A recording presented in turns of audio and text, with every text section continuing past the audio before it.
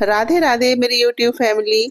आज मैं आपके साथ पकौड़ी की रेसिपी शेयर कर रही हूँ जो बहुत कम समय में बनने वाली हैं। बहुत ज़्यादा क्रिस्पी हैं, टेस्टी हैं और इन्हें आप 10 मिनट में बनाकर तैयार कर सकते हैं। और सबसे बड़ी बात, इन्हें आप व्रत में भी बना सकते हैं और बिना व्रत के भी बनाकर खा सकते हैं। सो प्लीज़ वीडियो को पूरा ज़रूर देखिएगा और पसंद आए तो इसे लाइक शेयर एंड सब्सक्राइब जरूर करिएगा। तो चलिए शुरू करते हैं। इसे बनाने के लिए मैंने लिया है साबूदाना जो मीडियम साइज का है और लगभग 2 बड़े चम्मच मैंने लिया है और इसे 2-3 बार साफ पानी से धोकर और इसमें साबूदाने के लेवल तक ही पानी कर कर रख दिया था 1-1.5 घंटे पहले। 1-1.5 घंटा भिगोने के बाद में काफ़ी अच्छी तरह से गल गया था। अब मैंने इसे एक बड़े बाउल में निकाल लिया है और इसे हमें थोड़ा सा मैश करना है। बस साबूदाने में पानी आप ज़्यादा नहीं डालना, बस इतना डालना है जितना जहाँ तक भी साबूदाना आ रहा हो बर्तन में उतने तक ही पानी आपको रखना है। और ये 1-1.5 घंटे में ही काफ़ी अच्छी तरह से फूल जाता है। और इसे मैंने अब बड़े बाउल में करके थोड़ा सा इसे मैश किया है। इसी तरह से हमने हाथों से इसे मैश करना है। जब हम इसे मैश करेंगे तो जो इसके जो दाने हैं ना वो सब मिक्सअप हो जाएंगे। जैसे इस तरह से जो आटा बन जाता है या इसमें जो चिपक होती है ना वो अच्छी तरह से एक्टिवेट हो जाएगी और इससे हमारी पकौड़ियाँ बहुत ज़्यादा क्रिस्पी बनेंगी। अब मैंने लिए हैं 4 उबले हुए आलू जिन्हें मैंने पहले से ही छील कर रखा है। अब इन्हें हमें करना है कद्दूकस। तो मैंने बारीक वाला कद्दूकस लिया है और इसी से हमने ग्रेट किया है।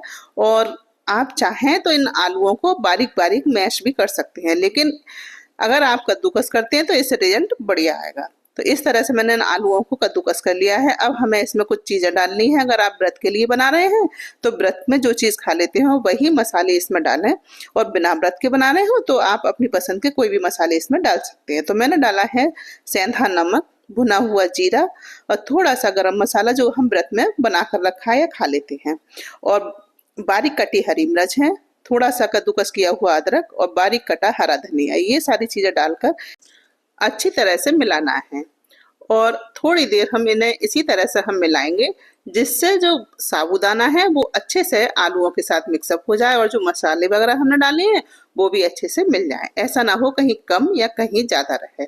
तो मैंने 1-2 मिनट तक इन्हें इसी तरह से मैश करते हुए मिलाया है जिससे जो साबूदाने के दाने हैं वो सभी आलूओं में अच्छे से मिक्सअप हो जाएं।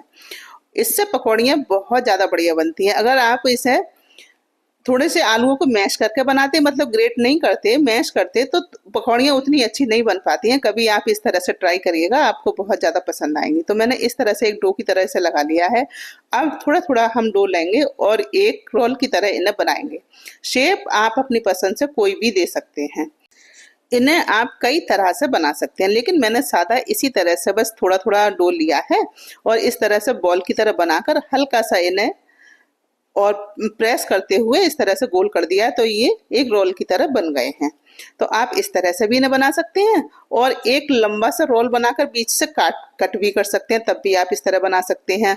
या किसी बटर पेपर पर या जो पॉलिथीन होती है उस पर इसे बेलने के बाद कोई अगर आपके पास बिस्किट का मोल्ड है उससे हार्ट शेप में भी इन्हें बना सकते हैं।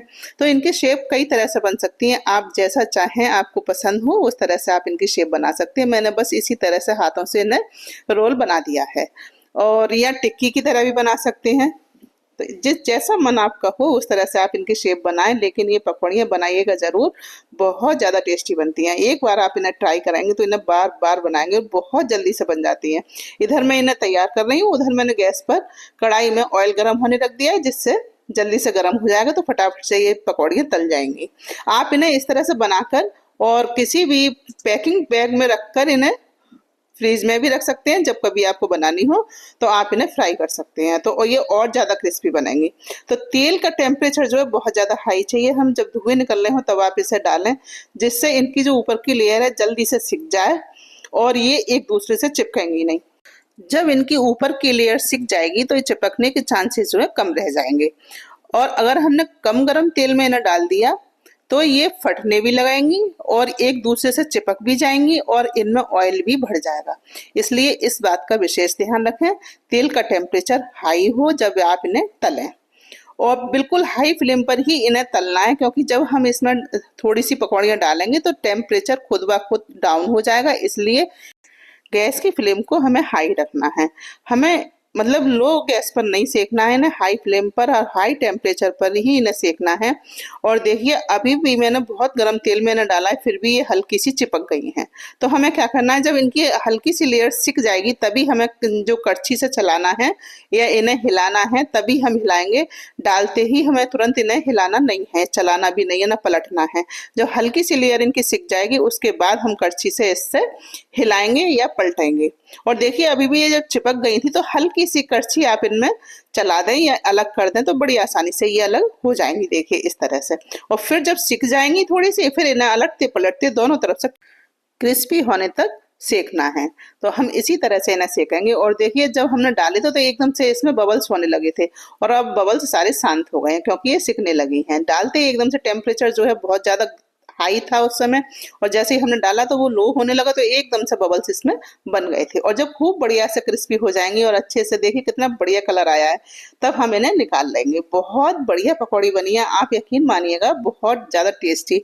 आप जब इन्हें इस तरह से बनाएंगे तो आपको ये खुद से ही बहुत ज्यादा पसंद आएंगी। और अभी भी हमें गैस की फ्लेम को ना ही लो करना है और ना ही जो ऑयल है उसका टेम्परेचर गिरने देना है, बस हाई फ्लेम पर ही हमने फिर से इन्हें डाला है। और इसी तरह से हम दूसरे बैच को भी तैयार करेंगे। तो थोड़ी सिक गई थी तब मैंने इन्हें पलटा है, और इसी तरह से अलटते पलटते बढ़िया क्रिस्पी होने तक हम इन्हें सेकेंगे। और तो एक बैच हमारा तैयार हो चुका है, दूसरा बैच तैयार हो रहा है। तो जितनी भी पकौड़ियाँ आपको बनानी हो उसी हिसाब से आप बना सकते हैं। अच्छा, जो आलू और साबूदाना का जो मेजरमेंट है वो आप इसे कम या ज्यादा कर सकते हैं, लेकिन मैंने 4 आलूओं के लिए 2 बड़े चम्मच जितना साबूदाना भिगोया था।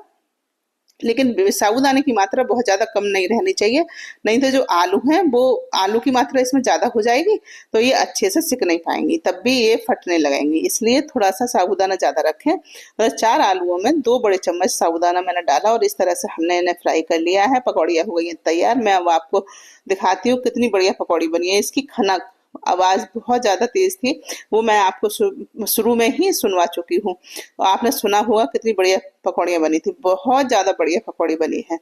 तो और मैंने 4-5 हरी मिर्च इसी तरह से इसमें डाल दी थी, मतलब हल्की सी इनमें कट लगा दिए थे। अगर कट नहीं लगाएंगे तो ये फट जाएंगी, इसलिए मैंने हरी मिर्च में कट लगा कर ही इसमें डाला था। और देखिए पकौड़ी कितनी बढ़िया बनी है, अंदर से बिल्कुल सॉफ्ट भी है, ऊपर से बहुत ज्यादा क्रिस्पी है। और जब ये सिकती है तो अंदर से हल्की सी खोखली सी हो जाती है, बहुत बढ़िया लगती है खाने में। तो आप इन्हें इसी तरह से एक बार जरूर बनाएं, आपको भी बहुत ज्यादा पसंद आएंगी। आप इन्हें व्रत में भी बनाकर खा सकते हैं, सॉस से खाएं, चटनी से खाएं। व्रत में खा रहे हैं तो आप चटनी से खा सकते हैं, बिना व्रत के खा रहे हैं तो आप केचप वगैरह से भी खा सकते हैं। तो आप इस तरह से एक बार जरूर बनाएं, खाएं, एंजॉय करें। वीडियो अगर पसंद आई हो तो इसे लाइक, शेयर एवं सब्सक्राइब करना बिल्कुल ना भूलें। अगली बार फिर मिलते हैं एक नई वीडियो में नई रेसिपी के साथ, तब तक के लिए जय श्री राधे।